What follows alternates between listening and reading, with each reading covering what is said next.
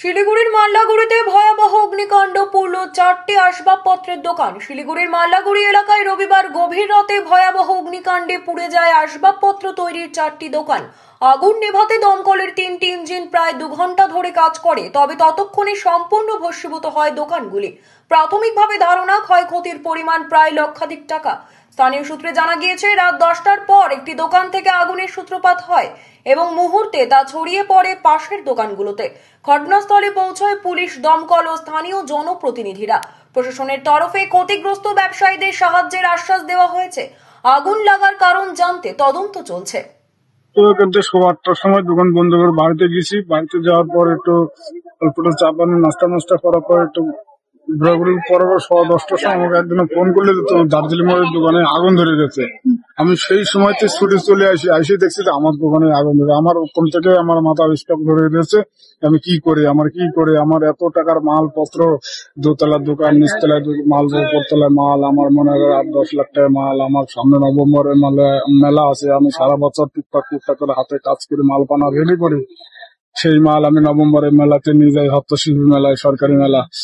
তার ভিতর আমার সামনে মাসে আমার মেয়ের বিয়ে ছিল, সেটাও একটা প্রোগ্রাম করা ছিল। যে মেলা পড়ে এসে আমি মেয়ের বিয়ে দেবো, সেটাই আমার সব বরবাদ হয়ে গেছে। আমার এখন বলতে কিচ্ছু নাই। এখানে দোকানে যত টাকা পয়সার মাল ছিল সব পুড়ে ছাই আগে খয়লা হয়ে গেছে। দেখতেই পাচ্ছেন সব কি অবস্থা হয়ে গেছে।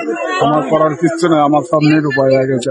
8-9 লাখ টাকা মাল ছিল। তো আমি গরিব মানুষ, এখন কি আমার কিচ্ছু করার নাই। এখন যা করবে বড় মানুষ সেই জানে। এখন যদি কেউ আমাকে সহযোগিতা করে তো খুবই ভালো, যেহেতু আমার বলতে আর পিছনে কেউ কিছু নাই। আমার ছেলে নাই, আমার 3টাই মেয়ে। নাম বজরং খান। আমি এখানে রাত্রে 9টার সময় দোকানটা বন্ধ করে যাই। তো বাড়িতে যখন আমি পৌঁছাইছি, এখন খাওয়াও করি নাই, তখন আমার ফোন গেল কি পাশে দোকানে আগুন লাগছে। আমি ফটাফট স্কুটি নিয়ে বাইরে হয়েছি। আমি ওই যেখানে কমিশনার অফিস আছে ওই মোড় থেকে আমি দেখছি যে পুরো আগুন জ্বলতেছে। তখনই আমার মনের মধ্যে ভয় হয়েছে কি আমার দোকান এখন আর বাঁচবে না। যখন এখানে আসছি আমি দেখছি কি পুরো দোকান আমার উপরতলা আগে আগুনটা ধরছে। তারপর এইরকম আগুনটা ছিল যে আমাদের রোড থেকে যা আছে নিচে নামার অসম্ভব ছিল। তারপর প্রায় 15 থেকে 20 মিনিটের মধ্যে ফায়ার ব্রিগেড পৌঁছাইলো। আমাদের 5টা দোকানটা ক্ষতিগ্রস্ত হলো, আমাদের 50 ফিট বাই 20 ফিট।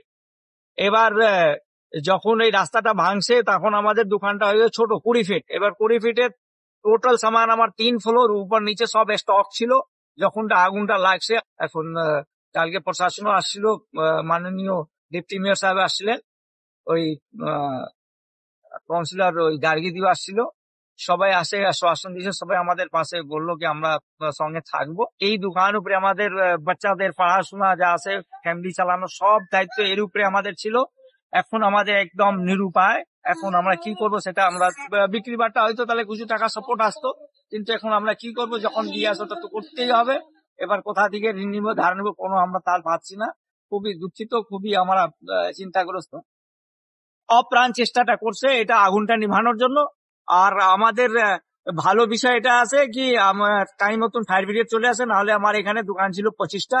পুরো দোকানটা পুড়লে আমাদের কোটি কোটি টাকা যা আছে আমাদের নষ্টটা হয়তো। ব্রিগেড আসে, আমাদের যা আছে কন্ট্রোল করছে, কিন্তু আমাদের এই 5টা দোকানের মধ্যে একটা দোকান তো অল্প স্বল্প বাঁচছে, কিন্তু এই 4টা দোকান পুরো ছাই হয়ে গেছে। যা আছে আমাদের খাটাখাটি করতে হবে। দেখি ঠাকুর কি করে, আমাদের প্রশাসনটা কি করবে তার উপরে আমরা ভরসা আছে। দেখে আশা করি সবাই আমাদের সঙ্গে ভালোই ব্যবহারটা করে, ভালোই সাপোর্টটা করবে।